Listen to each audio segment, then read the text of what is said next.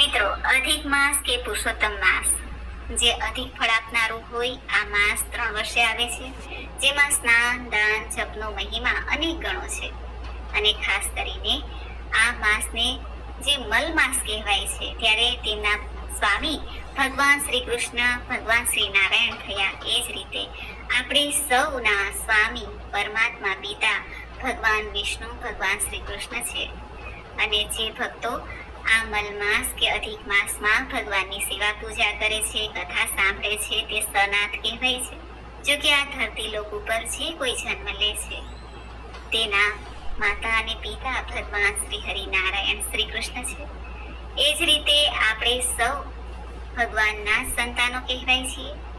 ત્યારે આપણે પ્રભુની નજીક રહેવા માટે, પ્રભુનો ધન્યવાદ દેવા માટે આ અધિક માસમાં કાઠા ગોરમાનું પૂજન કરીને ભગવાન પુરુષોત્તમની કથા સાંભળીએ છીએ, પ્રભુના ગુણ લગાવીએ છીએ અને પ્રભુને ધન્યવાદ કરીએ છીએ કે હે પ્રભુ, આપના થકી અમે છીએ.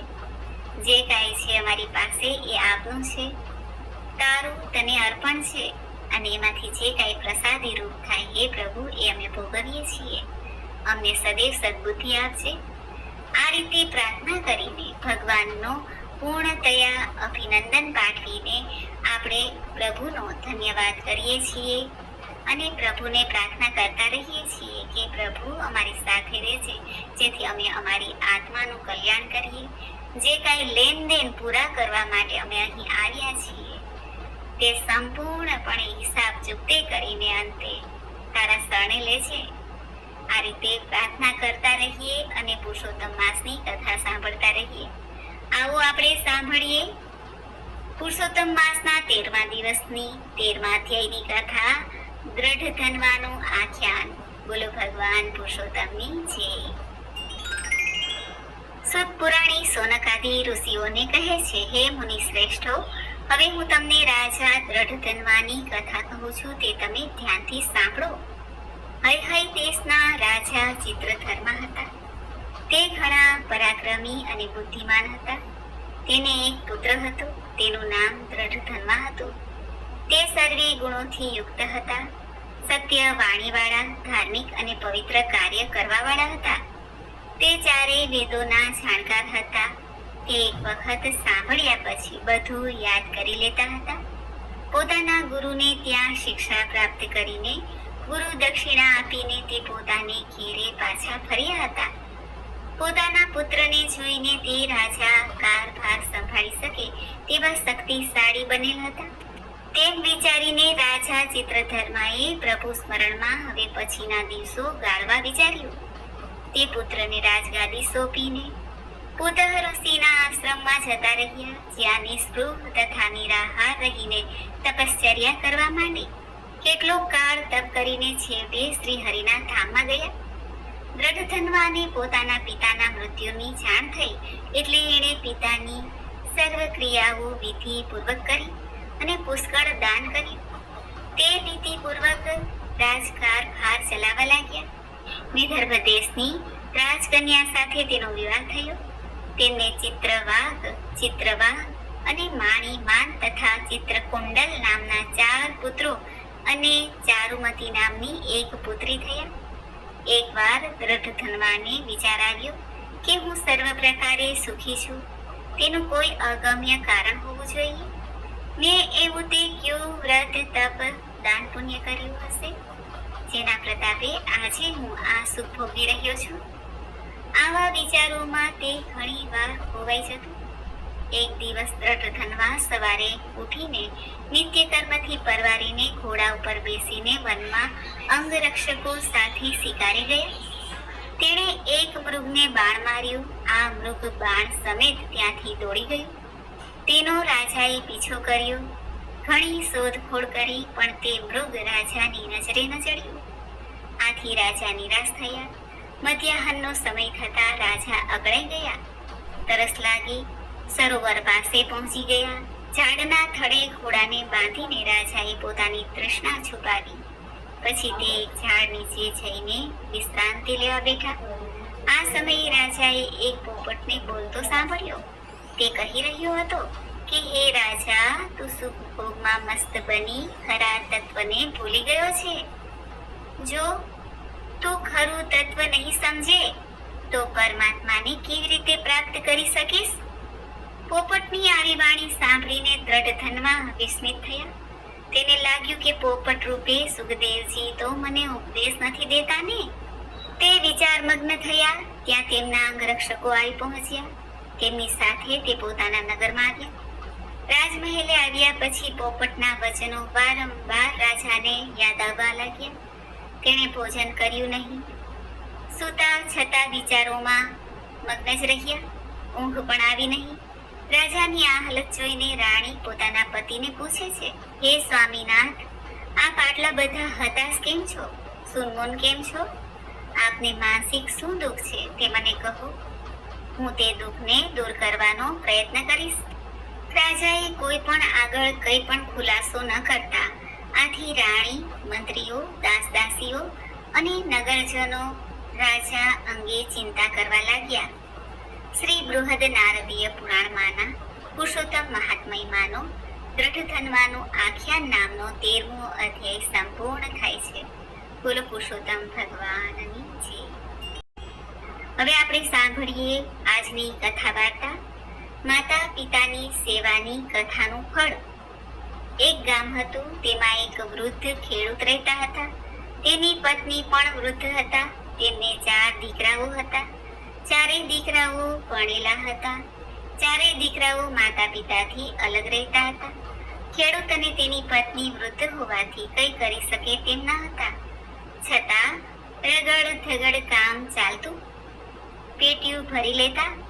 તેઓ દીકરાઓ અને વહુઓના ઓશિયાળા થવા માંગતા ન હતા. એવામાં પુરુષોત્તમ માસ, અધિક માસ આવ્યો. એટલે ખેડૂતે પોતાની પત્નીને કહ્યું, હે ભાગ્યવાન, કોઈ એક દીકરાની ભેગા આપણે રહીએ, જેથી પુરુષોત્તમ માસનું વ્રત કરીએ. ત્યારે પત્નીએ હા ભણી. એટલે તેઓ મોટા દીકરાને ઘેર ગયા. મોટા દીકરા અને તેની વહુએ તેમને આવકાર તો આપ્યો.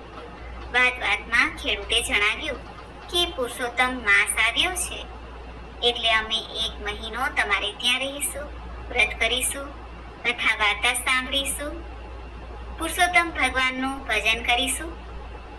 જ્યાં 1 મહિનો રહેવાની વાત આવી એટલે મોટા દીકરા અને વહુનું મોં જરાક બગડ્યું અને કહેવા લાગ્યા, અમારે ત્યાં સુવાની સગવડ નથી, જેથી તમે નાનાને ત્યાં રહો.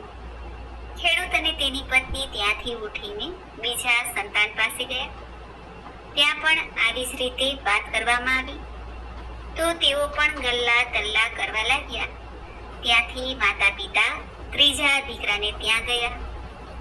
છેવટે નિરાશ બદને તેઓ ત્યાંથી પણ સૌથી નાના દીકરાને ત્યાં ગયા.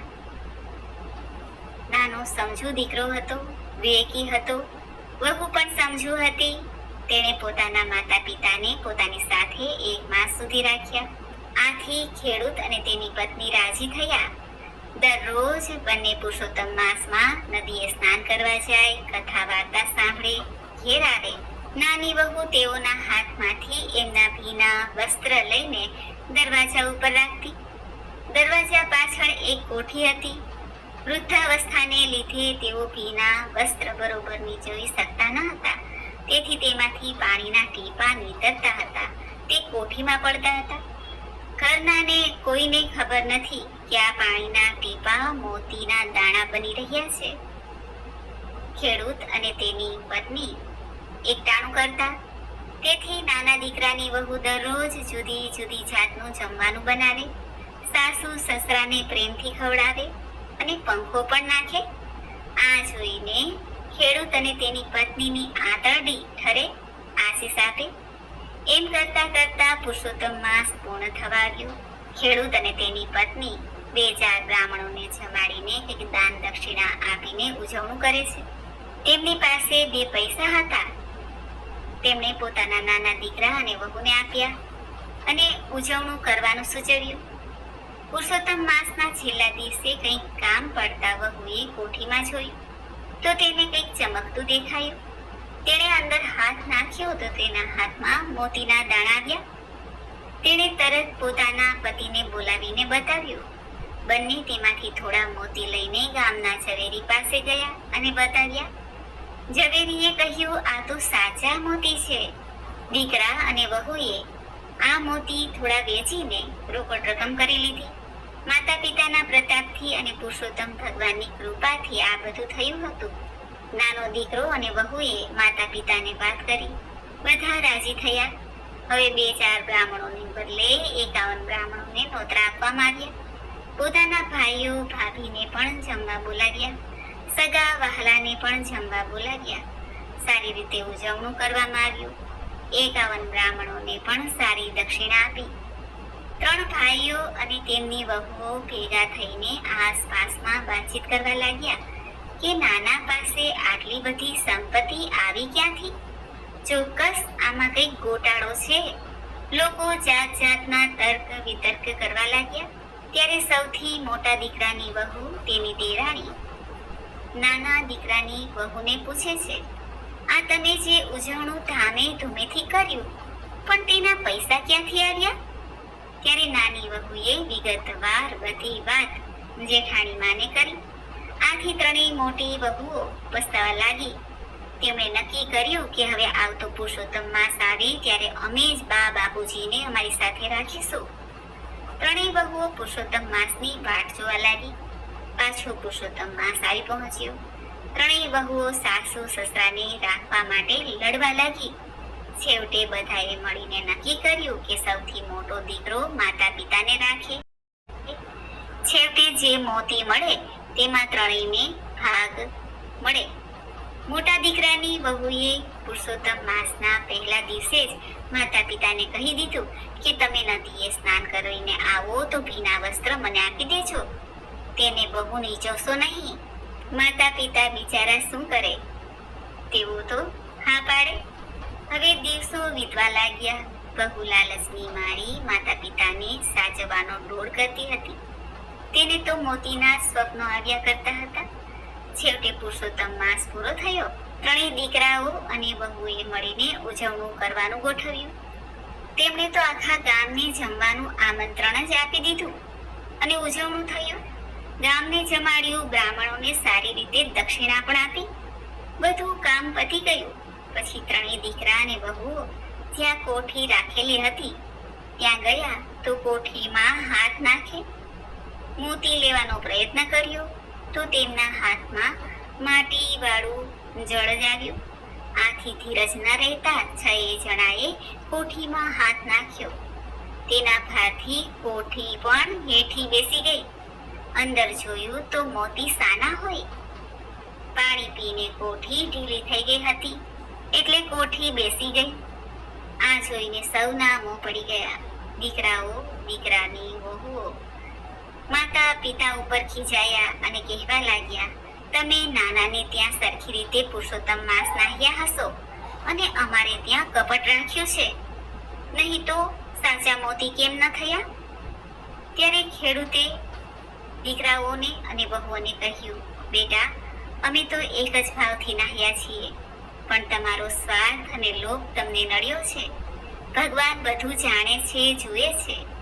તે કોઈનાથી છેતરાતો નથી, પણ આપણે છેતરાઈ જઈએ છીએ. હે પુરુષોત્તમ ભગવાન, તમે જેવા નાની વહુને અને દીકરાને ફળ્યા તેવા આપનું વ્રત કરનાર, કથા કહેનાર, કથા સાંભળનાર સૌને ફળજો. બોલો પુરુષોત્તમ ભગવાનની જય.